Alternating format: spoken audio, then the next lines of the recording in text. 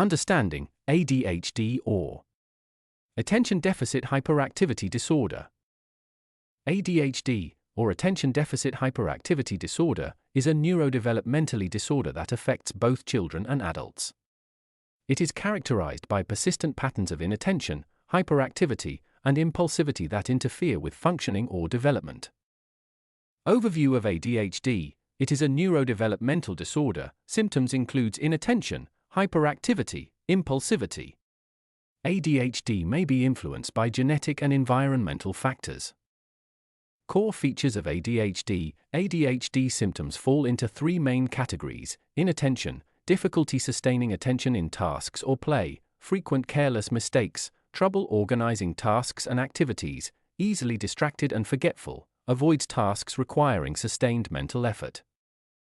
2. Hyperactivity. Fidgeting or squirming. Inability to stay seated. Excessive talking. Running or climbing in inappropriate situations, difficulty playing quietly. 3. Impulsivity. Interrupting others. Difficulty waiting for turns. Acting without thinking about consequences. ADHD in children.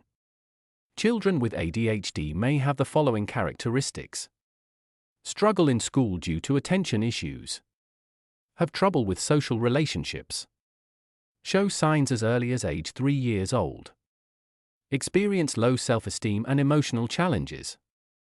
ADHD in adults. Symptoms may evolve and include the following: chronic lateness or forgetfulness, difficulty managing time and tasks, restlessness and mood swings, trouble with relationships and work performance. Causes and risk factors. The exact cause is unknown, but contributing factors may include the following: genetics or family history, brain injury, exposure to environmental toxins such as lead or mercury, premature birth or low birth weight, maternal substance use during pregnancy, toxins and myelin damage.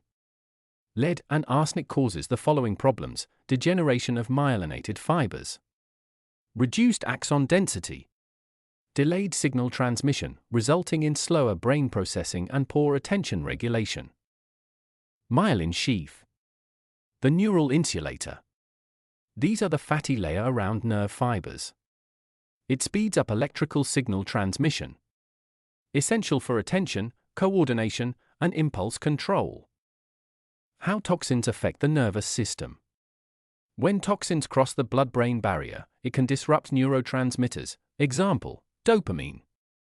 It can cause oxidative stress and neuroinflammation, and impair synaptic development and plasticity. What are environmental toxins? They are substances that are harmful to brain development. Lead found in paint and pipes. Mercury found to be accumulated in fish and found abundantly in industrial waste, arsenic in water, pesticides in fruits and vegetables. Pesticides found in agriculture products and household pest control agents. Link to ADHD. Damaged myelin disrupts neural communication. Affects brain regions responsible for the following functions: executive function, attention control, behavioral regulation. Increases risk of ADHD symptoms. Link to ADHD. 1. Genetics.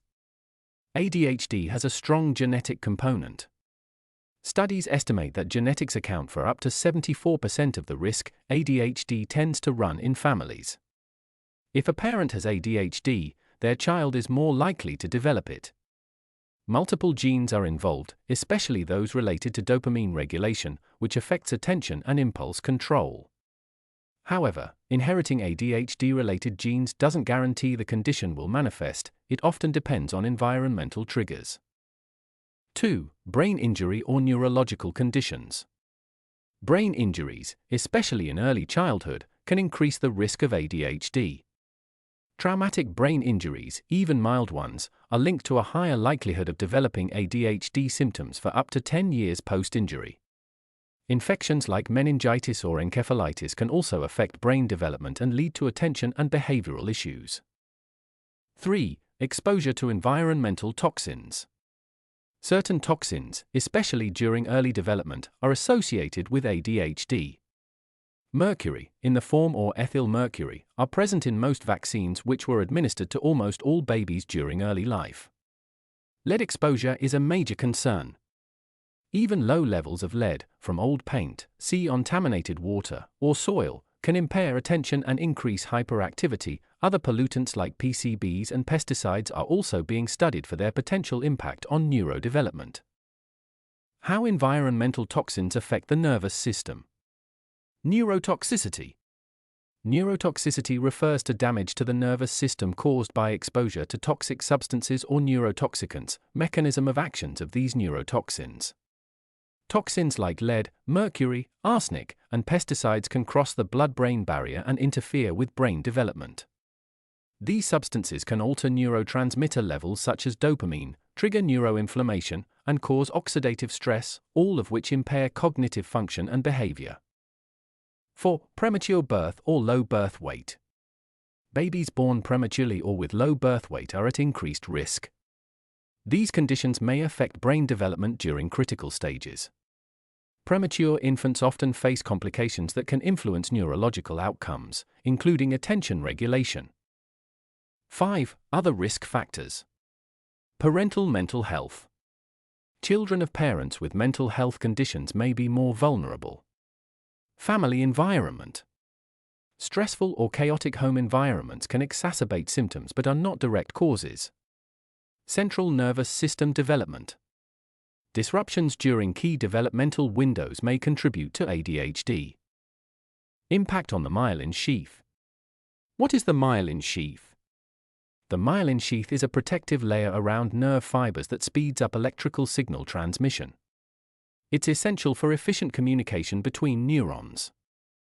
How toxins damage myelin. Heavy metals like lead and arsenic can cause the following conditions. Degeneration of myelinated fibers. Swelling and granularity in nerve cells.